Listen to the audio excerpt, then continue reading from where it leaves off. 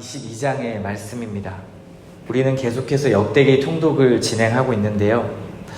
역대 하에서는 다윗의 왕위를 이은 남유다 왕국 왕들의 이야기를 쭉 나열하고 있습니다. 유다 왕들의 역사는 솔로몬에 이어서 그의 뒤를 이은 르호보암으로부터요, 마지막 유다가 패망하기 전에 왕 시드기야까지 총 20명의 왕들을 그렇게 소개하고 있습니다. 특별히 열왕기서가 남유다 왕국의 20명의 왕들, 그리고 북왕국의 20명의 왕들을 동시에 소개하고 있다면 역대하 말씀은 조금 다릅니다. 역대하는 북왕국의 왕들을 소개하지 않고요, 남유다 왕국, 그 왕들만 소개하고 있습니다. 지난번 말씀을 혹시 기억하시는지 모르겠는데요. 역대기의 줄기는 성전을 중심으로 한 예배 회복, 그리고 다윗 언약을 비롯한 메시아를 기다리는 그 메시아 언약의 중심이 있다고 말씀을 드렸습니다. 그래서 족보도 남유다 중심의 다윗 가문, 레위 가문을 중심으로 그렇게 저희가 봐야 된다고 말씀을 드렸죠. 그런 점에서 역대기는 다윗의 가문으로 이어지는 남유다 왕조 중심으로 언약을 강조하기 위해서 말하고 있습니다. 하지만 아무리 다윗의 가문이라 할지라도요, 그 유다왕 20명 모두가 하나님 앞에 정직하거나 바른 왕은 아니었습니다. 대부분이 다 정직하지 못했고요, 하나님 앞에 범죄하는 왕들이었죠. 이것을 기억할 때 역대하가 강조하는 것은 이 땅에 바르고 온전하며 그리고 우리를 정의롭게 그렇게 다스릴 왕은 오직 예수 그리스도밖에 없다라는 것을 강조하는 것입니다. 그분밖에 없음을 깨닫게 하는 것이죠. 이분이 우리의 왕이시며 우리를 다스리시는 진정한 통치자이십니다. 20명의 왕 중에 좋은 왕으로 평가되는 한 왕이 있었는데요, 여호사밧이라는 왕이었습니다. 그 왕은 21장에 나오는데 17장부터 21장까지 등장하는데요, 21장에서 죽게 되고 그의 아들 여호람이 소개됩니다. 여호람은 아버지와 다르게 하나님 앞에 범죄하는 왕이었죠. 여호사밧의 맏아들로 자신의 왕권을 굳히기 위해서요, 자기 동생을 모두 피비린내 나게 죽여버리는 그러한 잔혹한 죄를 저질렀던 왕이 여호람이었습니다. 특히 성경에서는 여호람, 이 왕이 하나님께 범죄한 이유를 어떻게 말하냐면 그의 아내를 통해서 그 범죄를 저질렀다고 말합니다. 그것을 주목해야 하는데요, 그의 아내는 당시 북이스라엘 왕의 가장 악했던 왕 아합의 딸이었습니다. 그러니까 남유다와 북이스라엘이 같이 이렇게 결혼을 하게 된 것인데 가장 악했던 왕 아합의 딸과 결혼했다라는 것이죠. 여호사밧이 좋은 왕으로 성경에서 평가했다고 말합니다. 그런데 정치 외교적인 문제에 있어서 여호사밧은 북이스라엘 왕국의 아합의 딸과 결혼을 했었습니다. 좋은 왕으로 평가되긴 했지만 악한 왕의 딸과 결혼했던 것이죠. 여호람도 마찬가지였습니다. 그 길을 그대로 따라갔던 것이죠. 그러므로 말미암아 여호람은 계속해서 유다 왕국에서 하나님 앞에 범죄하는 일들을 저지르고 악을 저질렀습니다. 하나님께서는 이러한 여호람의 악행 때문에 블레셋과 아라비아 군대를 사용하셨어요. 그의 막내 아들 아하시야만 남겨두고 모두 다른 자녀들과 아내들은 포로로 잡혀가게 만드십니다. 그리고 하나님께서는 예언하시죠. 너는 창자가 빠져나오는 극한 고통으로 죽을 것이다. 실제로 말씀대로 그렇게 이루어졌습니다. 그렇게 유다 백성들은 남은 막내 아들 하나, 아하시야를 왕으로 추대하지요. 남유다의 왕이 되었습니다. 본문 22장이 바로 이런 아하시야에 대한 이야기입니다. 이때는 아마도 유대의 역사상 아마 최대의 영적이며 정치적인 위기이기도 했을 것입니다. 특히 아하시야 역시 사돈관계에 있던 북왕국 아합의 아버지를 오므리 왕조라 이야기하는데요, 그 오므리 왕조와 함께 했던 자입니다. 아버지를 따라간 것이죠. 오므리의 아들 아합의 아들 요람과 동맹을 유지하고 있었습니다. 쭉 북이스라엘과 이렇게 관계를 맺으며 나아갔던 것이죠. 그랬던 그가 이제 북이스라엘 왕국의 요람 왕을 병문안을 갑니다. 물론 동맹 관계이기 때문에 그렇게 병문안을 갈 수 있었던 것이죠. 그런데 그 병문안을 갔다가 북이스라엘에서 요람 왕에게 반란을 일으키는 세력이 있었습니다. 바로 예후 왕인데요. 이것은 열왕기서에 또 등장합니다. 그 예후 왕이 요람 왕을 죽이기 위해서, 악했던 요람 왕을 하나님의 말씀에 의해서 심판하기 위해 반란을 일으키는데, 그때 함께 있던 아하시야가 함께 죽임을 당하게 됩니다. 자신의 아들의 죽음 소식을 전한 아달랴라는 인물이 성경에 등장합니다. 아달랴는 아합의 딸이었죠. 자신의 아들 아하시야가 죽자 이 아달랴가 어떻게 반응합니까? 성경에 보니까요, 즉시 유다 집의 왕의 씨를 멸해버렸다 이렇게 말합니다. 그리고 자신이 직접 통치자의 자리에 오르게 되죠. 여기서 문제가 되는 것은 뭐냐면요, 유다의 가문이 끊어지면 이후에 다윗의 언약인 예수 그리스도가 올 수 없는 상황이 이루어지는 것입니다. 하나님께서 말씀하신 언약들이 여기서 끊어져 버리는 것이죠. 그래서 이것은 아주 중대한 문제였습니다. 아달랴가 유다의 가문을 모두 멸해버린다면, 그렇다면 어떻게 되는 것일까요? 이 사건은 예수님으로 이어질 계보에 대해서 우리에게 생각하게 합니다. 다윗 가문에서 나올 예수님을 막으려는 뱀의 후손과 그리고 하나님께서 허락하신 여자의 후손 간의 싸움을 보여주는 영적 장면이기도 합니다. 마귀가 얼마나 수많은 계략으로 하나님의 백성을 끊으려고 하고 있고, 그리고 메시아의 오시는 길을 막으려 하는가, 그것을 극적으로 보여주는 장면이기도 합니다. 특히 이 기간에 유다의 백성들과 유다는 극적으로 타락하고 우상숭배의 정도도 어느 시대와도 비교할 수 없을 만큼 타락한 때가 바로 이때였습니다.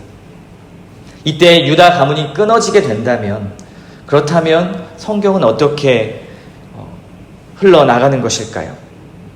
그때 하나님께서는 많은 것들을 예비하십니다. 아합의 딸이, 그 아달랴가 유다 왕족의 씨를 멸하려고 할 때 극적으로 제사장 여호야다의 아내 여호사부앗이 그 마지막 막내 아들 요아스를 몰래 숨겨서 목숨을 건지게 합니다. 아하시야의 아들 요아스를 살려내는 것이죠. 이건 정말 하나님께서 유다 가문이 끊어지지 않도록 피할 길을 열어주신 것입니다. 절망 속에서 하나님께서 유다 백성들에게 한 줄기 빛을 허락하신 것이죠. 요아스는 성전 안에서 비밀리에 길러지게 됩니다. 그렇게 제사장 여호야다와 그리고 여호야다의 아내 여호사밧의 보호 아래서, 그런 절대적 영향 속에서 자라나게 되는데요. 그렇게 요아스가 7살이 되던 때에, 그때 여호야다 제사장은 요아스를 왕 위에 세울 결정을 내리죠. 그리고 치밀한 계획 속에서 성전에서 그 왕위식을 거행하게 됩니다. 그리고 요아스가 7살의 어린 나이에 왕이 되죠. 이것은 사실 반역이었습니다. 여호야다 입장에서는요. 아달랴에 대한 반역이었죠. 그런 반정으로 아합의 딸 아달랴는 결국 처단을 당하게 되고요. 나라는 다시 요아스에 의해서 안정을 되찾게 됩니다. 그렇게 23장에 가서는 요아스가 하나님의 나라를 위해서 종교적으로 여러 가지 개혁을 진행하는 모습들이 쭉 이어지고 있습니다. 다시 하나님과 언약을 세우고요. 그리고 우상과 산당들을 완전히 때려 부수는 그러한 개혁을 일으키는 모습을 볼 수 있습니다. 오늘 말씀을 통해 우리가 깨달아야 할 것이 몇 가지 있습니다. 하나님의 신실하신 계획과 언약은 반드시 이루어진다라는 것이죠. 하지만 그 과정에서는 하나님의 백성을 향해서 불화살을 쏘아대는 마귀의 계략이 있습니다. 유다 가문을 끊어지게 만들려고 했던 그 마귀의 계략처럼, 우리가 하나님 앞에 신자로 살아갈 때, 그리고 하나님의 우리에게 주신 그 생명과 하나님의 자녀 삼아 주시겠다는 그 영원한 언약을 깨뜨리기 위해서 마귀는 계속해서 우리를 공격한다라는 사실이죠. 마귀가 하나님의 뜻을 막을 수 있을까요? 막을 수는 없습니다. 그러나 끊임없이 주의 자녀들을 방해하고 넘어뜨리고 여러분들을 좌절하게 만든다는 것입니다. 하나님으로부터 멀어지게 한다는 것이죠. 그러한 여러 가지 일들을 여러분에게 마귀들은 불화살을 쏘며 막을 것입니다. 하나님께서 모든 악함 가운데서도 정말 그 악한 세대 가운데 요아스를 극적으로 건져내셔서 하나님의 일에 쓰임받게 하신 것을 기억하십시오. 왜냐하면 하나님께서 약속하신 언약이 있기 때문에 그렇습니다. 하나님은 자신의 뜻과 자신의 신실함을 나타내시기 위해서 어떻게든 그 일을 이뤄나가시는 분이십니다. 이런 점에서 하나님의 언약은요, 이 성경 전체를 관통한다라는 사실을 기억하십시오. 이 하나님의 언약이 우리를 보호하고 있고 그 신실하신 하나님의 성품 때문에 그 언약이 끝까지 지켜진다라는 사실입니다. 우리가 지난 주일에도 말씀 나눴죠. 하나님께서 당신의 일을 이루시기 위해서 바울을 사용하시잖아요. 그를 죽이려고 하는 유대인과 그리고 40명의 암살단, 그 사람들이 있었습니다. 하지만 하나님께서는 바울에게 위로하십니다. 바울아, 담대하라. 두려워하지 말라. 위로하시면서 바울의 조카, 바울의 생지를 통해서 그 계획을 알게 하시고, 그리고 천부장을 통해서 그 암살단, 40명의 암살단보다 10배나 많은 그러한 군대를 동원하셔서 바울을 보호하게 만드시는 역사를 보았습니다. 왜 하나님께서 그렇게 하셨을까요?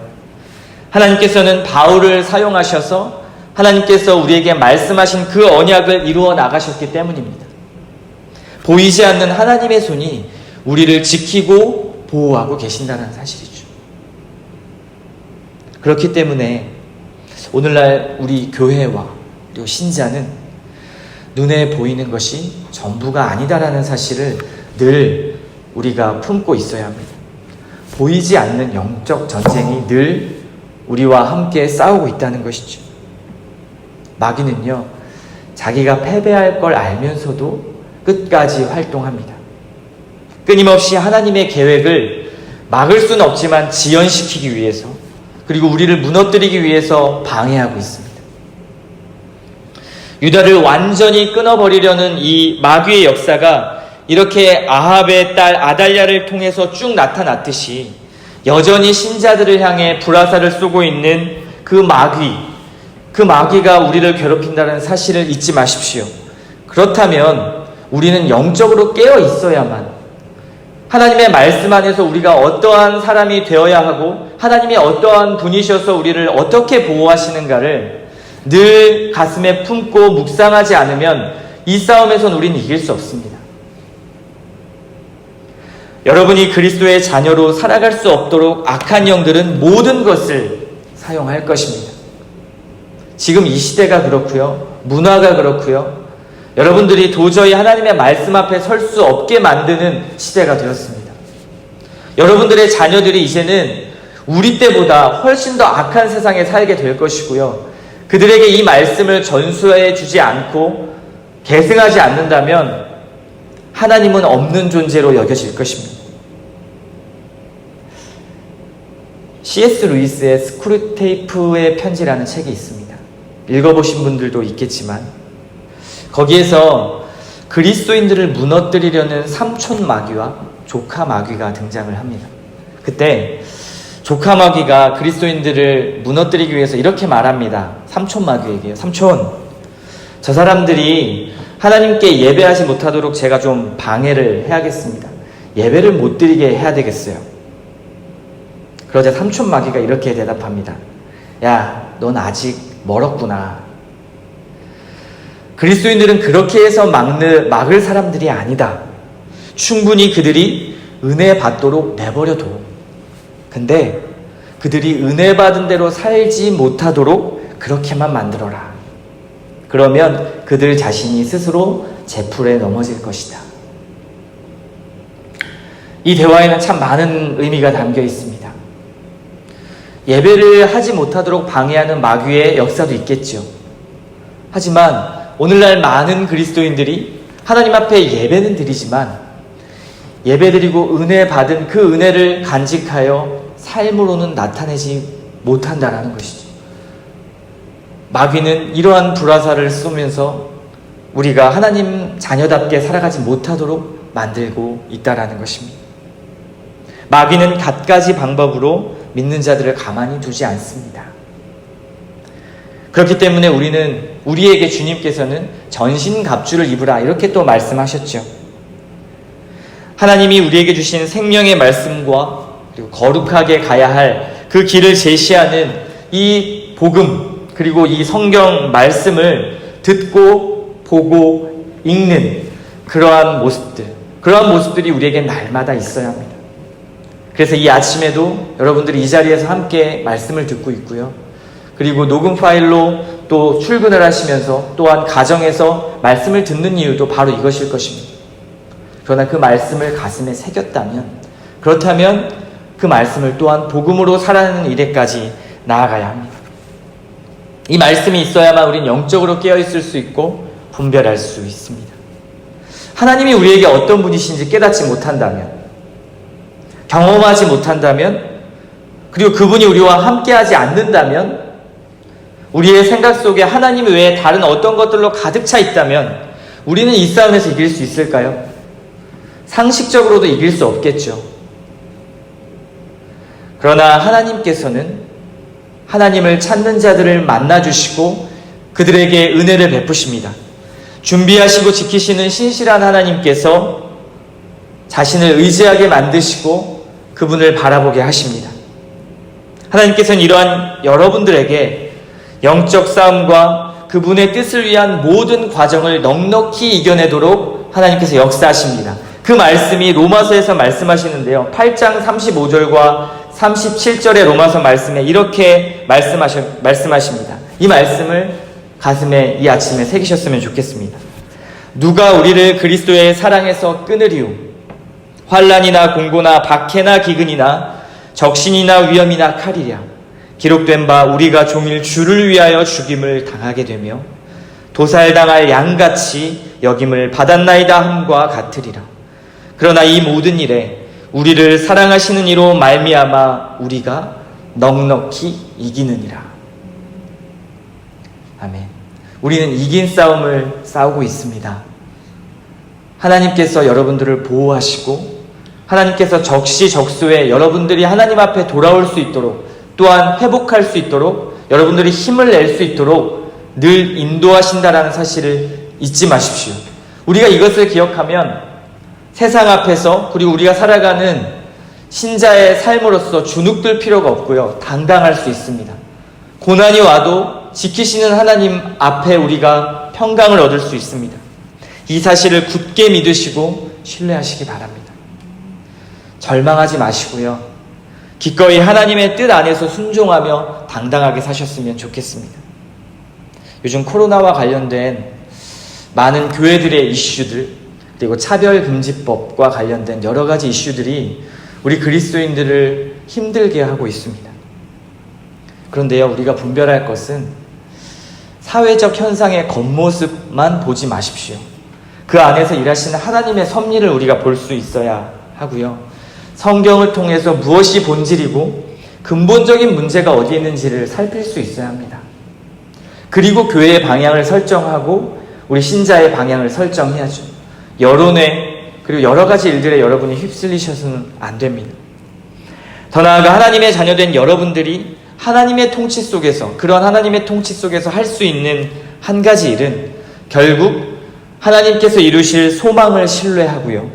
그리고 그것을 바라보며 복음 중심적인 삶을 살아내는 것입니다. 하나님이 일하시고 우리는 그 일에 쓰임받는 부르심을 받는 자녀라는 사실을 잊지 마십시오. 그리고 세상 앞에서 거룩하게 살아갈 수 있는 힘을 주시는 하나님을 끝까지 신뢰하십시오. 힘을 내시고 일어서시기 바랍니다. 하나님이 우리와 함께 하십니다.